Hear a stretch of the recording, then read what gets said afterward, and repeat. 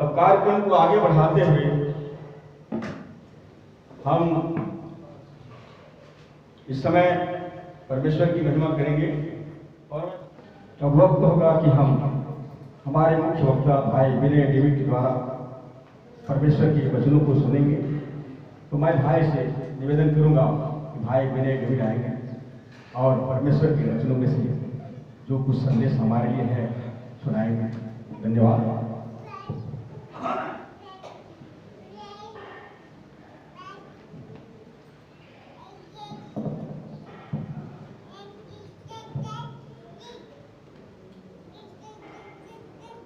मैंने सोचा कि मैं लेट हो गया हूँ क्योंकि जब मैं यहाँ पे आया तो ये हॉल काफी खाली था और चंद लोग यहाँ पे बैठे थे। तो आज जब मैं सुबह उठा तो मैंने सोचा जल्दी पहुँचना है कि कल शायद प्रोग्राम जल्दी शुरू हुआ था और काफी लोग यहाँ पे बैठे थे और मैं थोड़ा बाद में आया था, लेकिन आज उसका उल्टा हुआ। लेकिन परमेश्वर का हम धन्यवाद देते हैं कि आप सभी ने टाइम निकाला, समय निकाला परमेश्वर के वचन को सुनने के लिए। उसकी उपस्थिति में आप बैठे हैं क्योंकि आपने ये जिज्ञासा है, आप सीखना चाहते हैं, सुनना चाहते हैं और हम सबकी यही इच्छा होनी चाहिए कि हम ज्यादा से ज्यादा परमेश्वर की नजदीकी में बैठे, ज्यादा से ज्यादा परमेश्वर की नजदीकी में जाए और देखिए कि परमेश्वर हमारे जीवनों से क्या चाहता है। ठीक है, परमेश्वर चाहता है कि हम उसके साथ साथ चले, उसकी बातों में चले और हमारी हमेशा से ये कोशिश है हम पूरी तरह से यत्न करें। देखिए यहूदा की पत्री छोटी सी पत्री है, एक ही चैप्टर है, एक ही अध्याय है और उसकी जो तीसरी आयत यहूदा 3 वहां पे लिखा है अपने विश्वास के लिए पूरी तरह से यत्न करो, परिश्रम करो। ठीक है, हमें परिश्रम करना है, हमें अपने विश्वास में आगे बढ़ना है ताकि हम सब उस जगह प्रवेश कर सके जो स्वर्ग कहलाता है। स्वर्ग वो जगह है जहां पिता परमेश्वर रहता है। और कल हमने देखा यीशु के बारे में, परमेश्वर का पुत्र, एक लौता पुत्र यीशु मसीह, वो आज अपने पिता परमेश्वर के साथ उसके दाहिने हाथ बैठा है। और हमारे पास, हम जो मसीह लोग जो है, हमारे पास आशा है, हमारे पास उम्मीद है कि एक दिन हम सब, यदि हम मृत्यु तक उसके प्रति वफादार बने रहेंगे जैसा कि प्रकाशित वाक्य 2:10 में लिखा है, तो हम उस जगह प्रवेश कर पाएंगे जो स्वर्ग कहलाता है। तो स्वर्ग वो जगह है जहां परमेश्वर है, जहां यीशु मसीह है और वो तमाम लोग हैं या तमाम लोग होंगे। एक और बात मैं बताना चाहूंगा, अभी स्वर्ग में कोई गया नहीं है। ठीक है, स्वर्ग में अभी कोई गया नहीं है। अभी एक जगह है जब आदमी इस दुनिया को छोड़ के जाता है। ठीक है, ये भी एक वास्तविकता है जीवन की एक वास्तविकता है, एक सच्चाई है कि मनुष्य को मरना है, मृत्यु का सामना करना है। मनुष्य के लिए एक बार मरना और फिर न्याय का होना नियुक्त है। इब्रानियों 9:27 में लिखा है कि मनुष्य के लिए एक बार मरना और फिर न्याय का होना नियुक्त है। तो एक दिन हम सबको इस दुनिया को छोड़कर जाना है, चाहे कुछ भी कर ले, हमें ये दुनिया छोड़ के जाना है और हमें उसके बाद न्याय का सामना करना पड़ेगा। न्याय, परमेश्वर का न्याय। देखिए, अगर आप परमेश्वर के न्याय के बारे में कल्पना करें, सोचे कि महान परमेश्वर के सामने एक दिन हम सब खड़े होंगे, तो न्याय अभी हुआ नहीं है। न्याय, परमेश्वर का न्याय हम इंतजार कर रहे हैं। लेकिन जो लोग मर गए हैं वो कहां गए? तो बाइबल हमें बताती है कि जो लोग मर गए, एक जगह है जहां पे सब लोग जाते हैं, जो लोग मर जाते हैं, वो है अधोलोक। अधोलोक वो जगह है जहां पे जब आदमी मरता है, मनुष्य मरता है, तो ये बात हम सब जानते हैं कि मनुष्य क्या है। मनुष्य जो है वो मिट्टी का पुतला है, मिट्टी से बना है। मिट्टी जो की जो मिट्टी में मिल जाएगी और आत्मा जो है वो परमेश्वर के पास लौट जाएगी।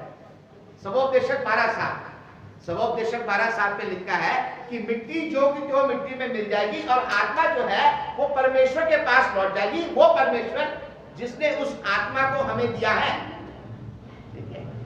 तो हमारी जो आत्मा जो है, ठीक है, या मनुष्य की जो आत्मा जो है, जब मनुष्य मरता है तो एक जगह है अधोलोक, वहां पे उसकी आत्मा जाती है। और जो आत्माएं परमेश्वर के साथ साथ चली है, ठीक है, जो आत्माएं परमेश्वर के साथ साथ चली है, उसकी आज्ञा के अनुसार उन्होंने अपना जीवन व्यतीत किया है, परमेश्वर के प्रति वो वफादार बन के रहे हैं मृत्यु तक, तो वो आत्माएं जो है अधोलोक में एक जगह है। अधोलोक में एक जगह, अब अधोलोक में 2 जगहें हैं, इस बात को ध्यान में रखें। सारी आत्माएं या मनुष्य जब मरता है वो सब अधोलोक में जाते हैं, उनकी आत्माएं अधोलोक में जाती है।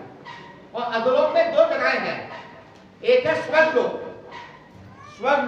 स्वर्गलोक वो जगह है जहां पे जो अच्छी आत्मा जो है, जो परमेश्वर के साथ साथ चले, वो लोग जो परमेश्वर के साथ साथ चले, उनकी बातों में चले, वो स्वर्गलोक जाते हैं, जहां पे शांति है, आराम है। और वहां पे वो वेट कर रहे हैं, इंतजार कर रहे हैं न्याय के लिए, ठीक है। न्याय के लिए वो इंतजार में बैठे, न्याय नहीं आया अभी, वो उस जगह पे है, वहां पे वो बैठे हुए हैं। जैसे हम रेलवे स्टेशन पर वेटिंग रूम बने रहते हैं, ठीक है, वेटिंग रूम बने, वहां पे लोग इंतजार करते हैं, गाड़ी का इंतजार करते हैं, वेटिंग रूम। तो इसी तरह से अधोलोक में 2 जगहें हैं, स्वर्गलोक जहां पे वो आत्माएं हैं जो परमेश्वर के साथ साथ वो चली है, उन्होंने परमेश्वर की आज्ञा का पालन किया है। और दूसरी जगह है पीड़ाजनक स्थान, उसे पीड़ाजनक स्थान बोला गया है। और वो स्थान है, वो जगह है जहां पर वो तमाम आत्माएं जिन्होंने परमेश्वर की इच्छा को नहीं माना है, परमेश्वर की इच्छा पे नहीं चले, जिन्होंने परमेश्वर की बातों पर अपना मन नहीं लगाया, उस पर चले नहीं, ठीक है। मन लगाने का मतलब है परमेश्वर की बातों में चलना, ठीक है। उन्होंने परमेश्वर की बातों को पूरी तरह से नहीं माना है, तो वो लोग पीड़ाजनक स्थान में जाएंगे। तो हम बात कर रहे हैं, बहुत सी बातें अभी हमने शुरू किया। यीशु ने एक बहुत सी बात बोली थी, यूहन्ना 6:27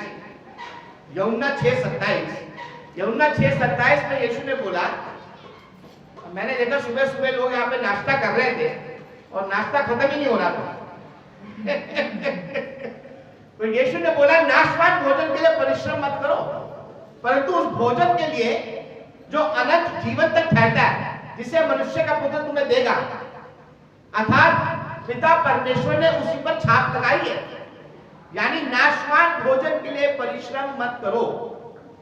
नाशवान भोजन, देखिए, अपने शरीर को स्वस्थ रखने के लिए हम भोजन खाते हैं, खाना खाते हैं, अच्छी बात है।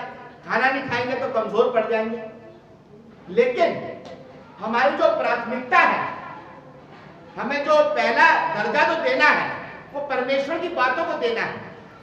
यीशु ये सिखाने की कोशिश कर रहा था। वहां जो लोग थे, वहां जो भीड़ जो बैठी थी, एक बहुत बड़ी भीड़ वहां पे थी, बहुत बड़ी भीड़ वहां पे बैठी थी। यीशु ने उस भीड़ को खाना भी खिलाया, यीशु ने उस बहुत बड़ी भीड़ को खाना भी खिलाया। तो यीशु जानता था ये लोग जो मेरे पीछे आ रहे हैं, ये मेरे पीछे क्यों आ रहे हैं। वो मनों को जानता था, जैसे हम कहते हैं परमेश्वर जो है हमारे मनों को जानता है, हमारे विचारों को जानता है। परमेश्वर जानता है कि हमारे दिल में क्या है। हम आज यहाँ पे मीटिंग में आए हैं तो क्यों आए, हमारा मकसद क्या है, हमारा उद्देश्य क्या, परमेश्वर सब जानता है। परमेश्वर सब जानता है। तो यीशु जो है उनके मनों को जानता था, विचारों को जानता, उनको पता था कि ये आए तो है, लेकिन ये खाने पीने के लिए आए।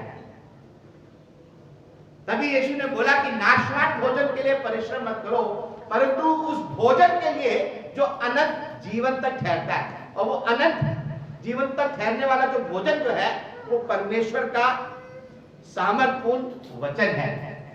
ये जो किताब है ये कोई आम किताब नहीं है, ये नक्शा है, ये मैप है। किस चीज का नक्शा है? ये वो नक्शा है जिस पर चलकर हम स्वर्ग में प्रवेश कर सकते हैं। अगर आपको स्वर्ग में जाना है, मैं आपको स्वर्ग में ले जा सकता, मैं आपको स्वर्ग में नहीं ले जा सकता। मैं आपको बता सकता हूं परमेश्वर के वचन से कि ये रास्ता है, ये मार्ग है, इस मार्ग पर चलकर आप स्वर्ग में प्रवेश कर सकते हैं, लेकिन मैं स्वयं आपको परमेश्वर स्वर्ग में नहीं ले जा सकता। स्वर्ग में जाने के लिए आपको स्वयं परमेश्वर की बातों को मानना पड़ेगा, परमेश्वर की बातों को स्वीकार करना पड़ेगा, उसकी आज्ञा पर चलना पड़ेगा। तब जाकर आप स्वर्ग में प्रवेश कर पाएंगे। अब यीशु ने बोला मार्ग, सच्चाई और जीवन मैं ही हूं। यूहन्ना 14:6। ज्यादातर लोग इस बात को जानते हैं। मार्ग, सच्चाई और जीवन मैं हूं, बिना मेरे द्वारा कोई पिता परमेश्वर के पास नहीं पहुंच सकता है। तो यीशु मसीह जो है, 3 बातें यीशु मसीह के बारे में बोली गई है। मार्ग, ठीक है, हमें यीशु के मार्ग में चलना है, ठीक है। मार्ग, सच्चाई कौन है? यीशु मसीह।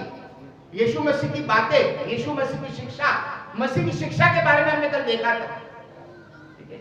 जो कोई मसीह की शिक्षा में बना नहीं रहता उसके पास पिता परमेश्वर नहीं है, या जो कोई मसीह की शिक्षा से आगे बढ़ जाता है, उसकी शिक्षा में बना नहीं रहता, ना उसके पास पिता परमेश्वर है ना पुत्र है।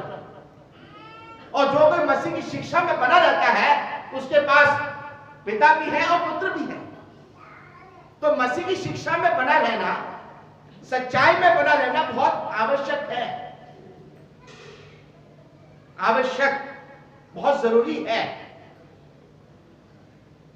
यूहन्ना 17:17 में क्या लिखता है परमेश्वर के वचन के बारे में? यूहन्ना 17:17 परमेश्वर के वचन के बारे में लिखा है, सत्य के द्वारा, हाँ, सत्य के द्वारा उन्हें पवित्र कर, तेरा वचन सत्य है। देखिए कितनी अच्छी बात लिखी है, सत्य के द्वारा उन्हें पवित्र कर, तेरा वचन, यानी वचन जो है वो सत्य है। यूहन्ना 8:32 है, क्या बोल रहे भाई महमूद? जोर से बोलो। तुम सत्य को जानोगे, हाँ, तुम सत्य को जानोगे और सत्य तुम्हें स्वतंत्र करेगा, आजाद करेगा। ये तो सच्चाई है, सच्चाई, परमेश्वर का वचन, यही हमें हमारे पापों से निजात दिला सकता है, उद्धार दिला सकता है। यीशु सत्य है, यीशु मार्ग है, यीशु जीवन है। उस मार्ग पर, उस जीवन को, उस सत्य पर हमें चलने की आवश्यकता है। मार्ग, सच्चाई और जीवन मैं ही हूं। और उसके बाद वो एक और बात बोलता है, बिना मेरे द्वारा कोई पिता परमेश्वर के पास नहीं पहुंच सकता। देखिए उसने ये बोला पहले, यीशु ने मार्ग, सच्चाई और जीवन मैं ही हूं, और फिर वो बोलता है कि बिना मेरे द्वारा कोई पिता परमेश्वर के पास नहीं पहुंच सकता है। तो कितना, मतलब कितनी महत्वपूर्ण बात है। अगर आपको स्वर्ग में जाना है तो आपको यीशु को सुनना पड़ेगा, यीशु की बातों को मानना पड़ेगा।